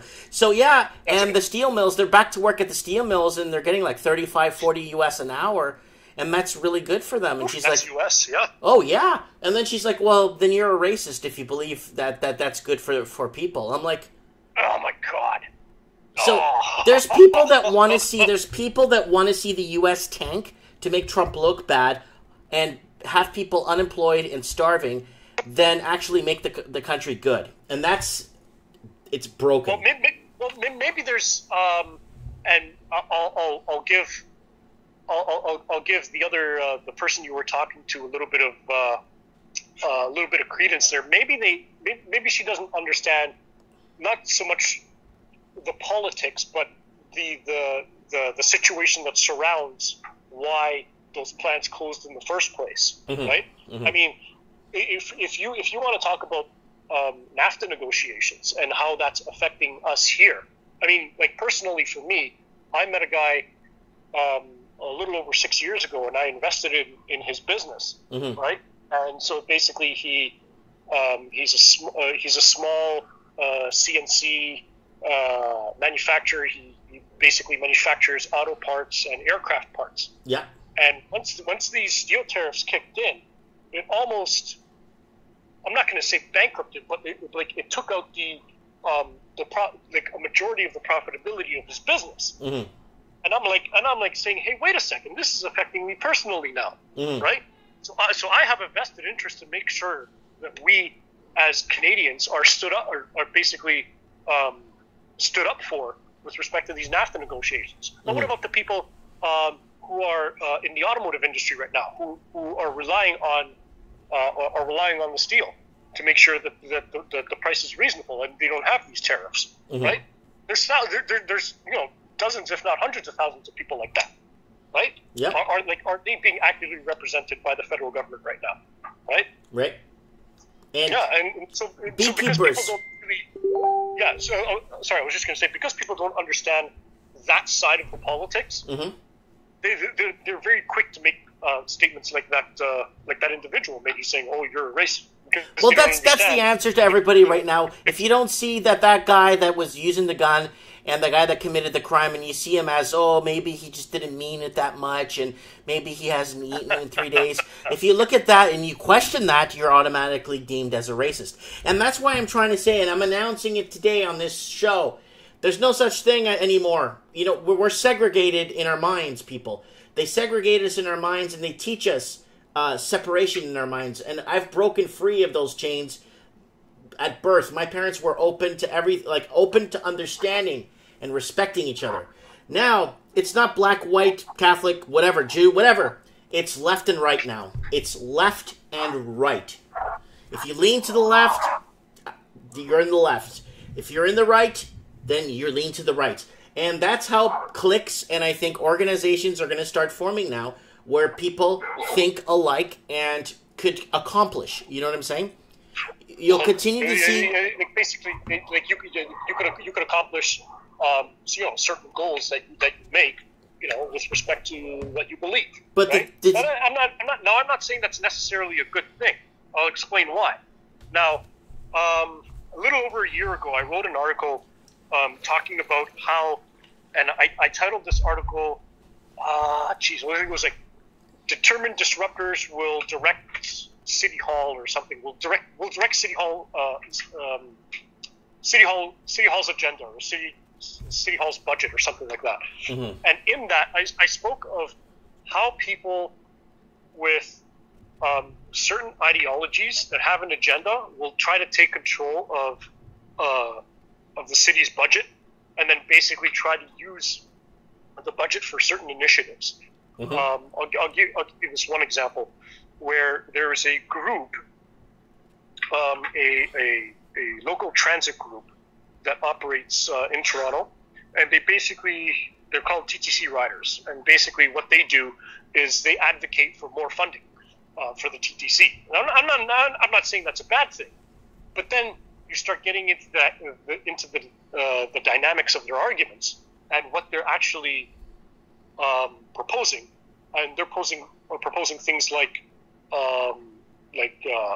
like LRTs, like light rail transit, in certain parts of Toronto, while in other parts of Toronto, they're advocating for subways. And I'm like, really? This is interesting, because in the area where I live, people want subways, right? And that's a reasonable request to make. And I can tell you that there's basically going to be a big fight after this next election between the city and the province as to what exactly gets built. Well, and then how many constituents do you have in your riding right now? In the new combined riding, it's about 112,000. Okay, so I see why they want to. I could see why they want a subway. Okay. Oh yeah. Okay. Oh yeah, absolutely. Hold on. Hold on. Sorry, you were saying? Go ahead. Comments. Rainer Mola saying, "Hey, how does NAFTA affect the housing market? Does it cause further appreciation?" That's a good question. Well, let's put it this way: because there's a lot of condo project going on in Toronto. With respect to, say, the tariffs on steel. Yeah. It's going to cost more to build, right? And contractors have to factor that into their pricing and into their models when they, when they get approval. So it leads to higher housing costs. Okay. Higher construction costs. Good answer. Okay. A Ben Yu says moving to Japan has helped me break away from the BS of North America. You can use you can use logic and deal with every single situation and variable separately. Not everything is black and white. Yeah, to an extent. Yep. And then Toby Cooper says racism is a waste of time. What if people were purple with green antennas? What would they say, what would they say then? I don't know what race that is, but I mean, people would probably somebody would probably come up with a name for it. Yep. So, so go back to what you were saying. You were saying about you were talking about your riding. We got your riding subway, and then what did we get to after that? Okay, yeah. Okay, so basically, the majority of people in my area, they want subways, right? The proponents of LRTs are people who either live downtown or people who work at City Hall. But what's interesting is that they don't want the LRTs downtown; they want them in the suburbs. But the residents in the suburbs don't want those LRTs. They want the subways. So this big fight that's going to happen between the province and the city is for control of, not so much control of our transit system, but control of our transit planning. Now, I've come up with a reasonable solution to this. And I've sort of pitched, because I know a lot of the bureaucrats and who are working in the provincial government now, because it was, the provincial election just passed and we elected a new PC majority. And my proposal was essentially build 1 kilometer or 1 new station in each direction every year. So there's 4 subway lines right now, right? Did I say 4? Hold on. Sorry. 3. There's 3 subway lines right now, and so there's basically we have 1 going into Vaughan. That's pretty much complete. We have Kipling going to the west on the southwest end of the city. There, we have 1 going on east to Scarborough, and then we have 1 going north again towards Richmond Hill. So what I'm saying is, build either 1 kilometer or 1 station in each direction every year. So that would be 4 new stations a year in every single direction, right? Okay. And then eventually, when they branch out far enough into like the outskirts of the city, bring them back, loop them around, right? And you now have at least 3 or 4 different loops in our subway system. The problem with our subway system right now is we don't have any loops. We only have just 1, and it's in the it's in the downtown core, and it's very, very small. And during rush hour every day, it gets like jam packed, and people are waiting sometimes in like all the way past the stairwells just to get even close to a train, right? So with that kind of transit planning, and you have to take the politics out of it. Out of the transit plan. That's the real problem with the city of Toronto. Well, yeah, because when they're offering, but when they're offering contracts to this guy, and this guy gets this contract, and he knows he's getting the contract, so there's no competition with finding a better rate or a better. You get what I'm saying, right? Yeah. Well, I think that's part of the problem. Mm-hmm. But the other part of the problem, and this is going to be argued, I believe, in court tomorrow, with respect to the size of city council, is the 47 ward model.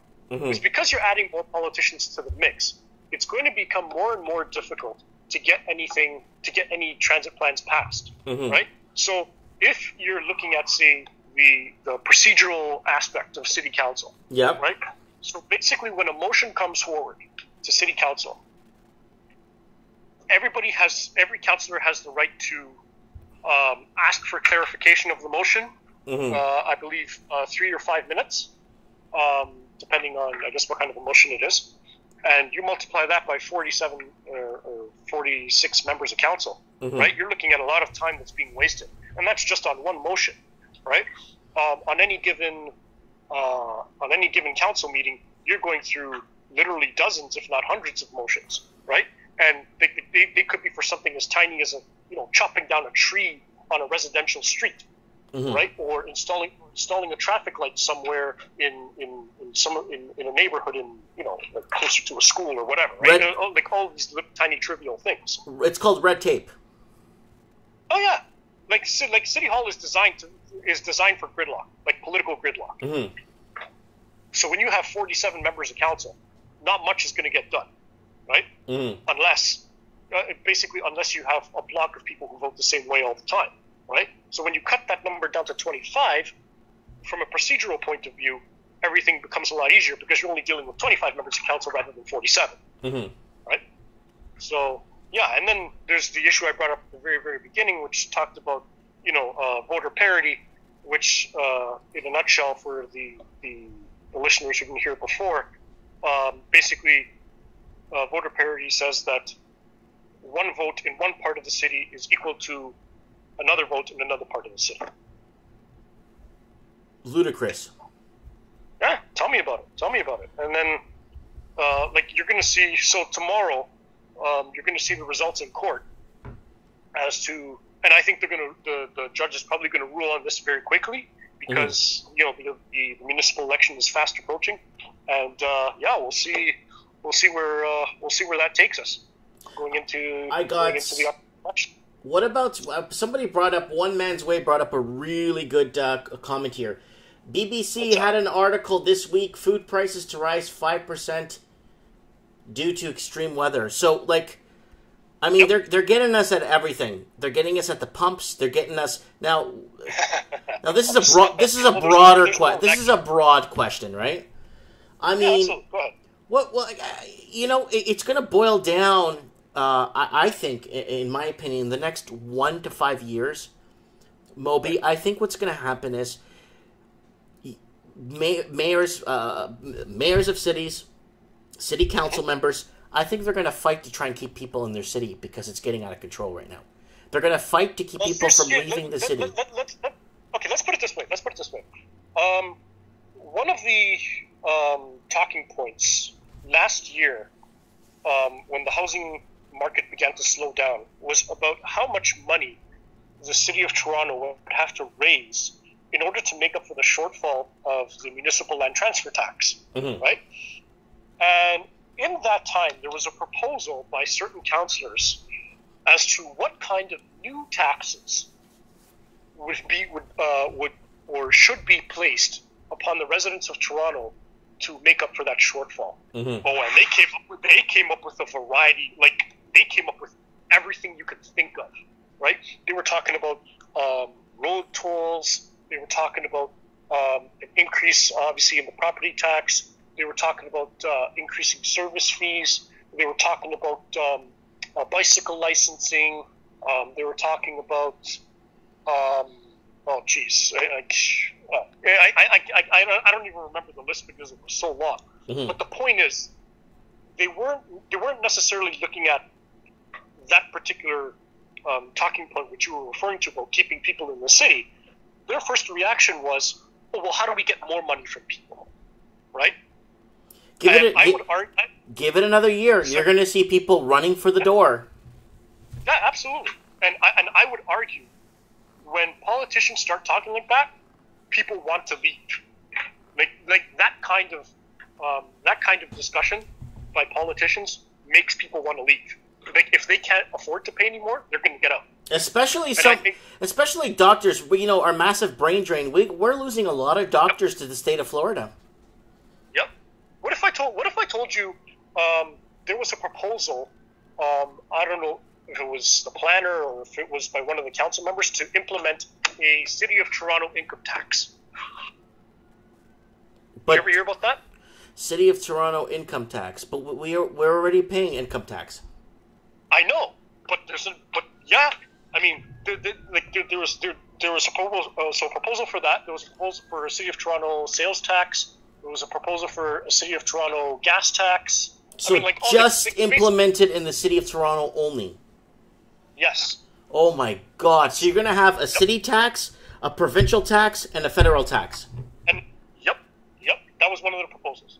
That's a nightmare. That's people are going to run to the hills. Is that Metallica? Who sings that? Who sings "Run to the Hills"? But I don't know. Correct? I'm not sure. I think it's Metallica or Iron Maiden or one of those. But anyways, run to the hills. That's what's going to happen, man. I believe people are going to be running out of these cities and going into, like I did. I did the same thing. I left Vancouver. I said, you know what? It's not that I don't want to buy a house for $2 million. If I buy a house for $2 million, it's not going to be an average house. It's going to have helicopter pads, tennis. It better be worth it. Yeah, it's going to have tennis courts, helicopter pad. It's got to be next door to Julio Iglesias. It's got to be a $2 million house. That's an average house, and then the guy to my left hates me, and my neighbor to the right hates me, and they don't talk to me. What's the point? Exactly. I'd rather live in an area where I can talk to my neighbors, right? And I'd have like a decent level of disposable income, rather than live in a big rich area and nobody talks to me. Yeah. This is one of the things that I found interesting, like over the course of my years in building water towers, because I would do a lot of work in small towns. I mean, like I'll give you this one example. So I was working in a small town, Redwater, which is about a couple of hours north of Edmonton. I was there for about 6 months, and within the first and population maybe 1,500, 2,000 people, and within the first week I was there, I get random people just coming up to me and asking me, where I'm from, what am I doing, why are you here, blah, blah, blah, blah, blah.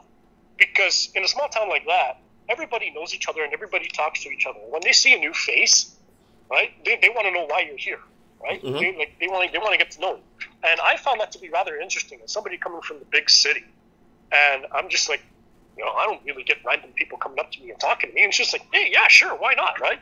And and that happened over and over again in many of the small cities that I visited and that I worked in. Yeah. So, anyways, guys, there's a plug for his page here. I just liked it because I have you as a friend on Facebook already, and so I'm seeing a lot of these MPs here. So, if you go to the Conservative Toronto page on Facebook, it's not verified. But when you go to the liberal left pages, they're all verified. Like all these people that you're seeing here, a lot of them are elected already. Yeah. Right. So that's the only reason why they get. Oh, I see. Yeah. I see what you're saying. But yeah, you know what? I really, like, and someone said in the comments section, so a guy from New Zealand, the Crypto Shark, Red Pill Crypto Shark, was saying from New Zealand, I'd vote for this guy. I don't care about color. It's the whole left and right movement, and I think the left and right movement's going to be huge going forward because the left is deteriorating, and I don't think Canada will ever trust a liberal party for at least another 10, 20 years. I can tell you that in Ontario they won't, for sure. So that's a big problem, and now it's time for people to actually, the silent majority, I'm calling on the silent majority. If you're in his riding, please go vote for him. Vote for somebody that wants not only change, but somebody that has a vision somebody that takes particulars, somebody that understands losses, pitfalls, someone that understands expenditures, overages, someone that understands surpluses. You need someone like I 100% endorse MAWUBI Hargoe on my channel 1,000,000,000% because well, thank you for that. It's by the people for the people, and if the people don't have a body, it becomes, if the body isn't, you know what I'm saying? If the people's voice, you know, yeah, absolutely. You know, it's I think it's absolutely crucial to get the message out. Let's put it this way, Mike. During the provincial election, there was obviously an attempt to, you know, slander the PC party as much as possible before they were getting into power. Of course, which I found rather interesting because it was quite clear that there was a dissatisfaction with the Liberals across the province. Was Stormy Daniels there? That's a great question. although I don't know, maybe some people wish she was there. Anyway, but getting to my point there, there was something that was missed in the provincial election that nobody really spoke about with respect to the results. You know, the PC party elected 13 millennials. 13 millennials got elected in this new majority government, and that was never really mentioned at all. And I'm glad to say that I know quite a few of them personally. The fact that they were able to get as far as they did in this particular election cycle means that there's prompts, at least for millennials and for and even one generation Z guy, Samuel Lusterhoff, he got elected too.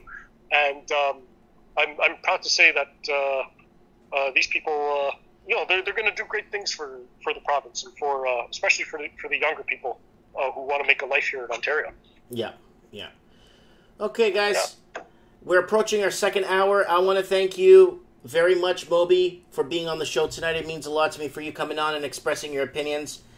And thanks for the opportunity. I greatly appreciate it. Yeah, share this link. It's already uploaded, so you could share your link. You could have shared this while we were live. You know that, right? Don't tell me you can't. Okay, I had that copied and I didn't. Yeah, you could have shared that while we were live. But maybe you were on the sidelines. Maybe I might ask you a question that might put you into a controversial, situation, right? So. But that's okay. No worries. My friends will see it anyway. They'll enjoy the conversation. But I think I basically hit all my points home that I wanted to. So I predict a few things happening, especially in the province of Ontario and the GTA. Like I said, I predict people running for the doors and moving to PEI and Winnipeg and other cities that are affordable, especially if they're professionals.